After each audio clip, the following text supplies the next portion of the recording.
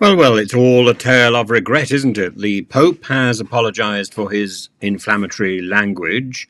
The BBC has apologised to Farage for calling him, for saying that he used inflammatory language.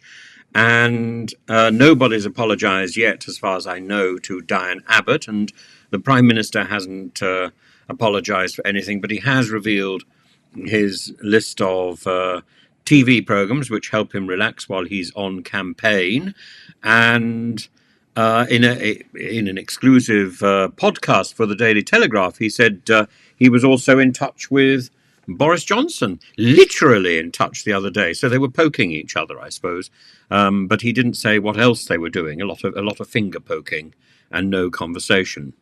You can imagine going, nyeh, nyeh, nyeh, nyeh, nyeh. I'm in touch with Boris. I suppose it must be one in the eye for Liz Truss, who thinks that Farage and who thinks that Starmer and not Starmer, Sunak and Johnson, they're all interchangeable, aren't they? Who thinks that Sunak and Johnson hate each other? Well, I suppose they do. They've been in touch, and meanwhile, he says he's very busy.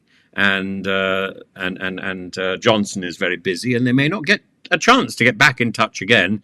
All that tactile poking, and he also said that although he hadn't, I think although he hadn't met Mrs. Thatcher, he was endorsed by Nigel Lawson, and he was very proud of that when he ran to be leader of the party. I'm not sure whether that's the first time or the second time. He says, "I've always been a great admirer of him. I believe his approach to economics is squarely Thatcherite: control inflation first, get borrowing under control, and then cut taxes. That's what he did. That's what she did. That's what I said I would do." And that's what we're now delivering. Notice he's in the present continuous. Everybody else is in the past. Everybody else did it.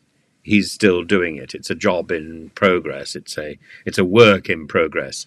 It's a sort of effort and partly a promise, of course.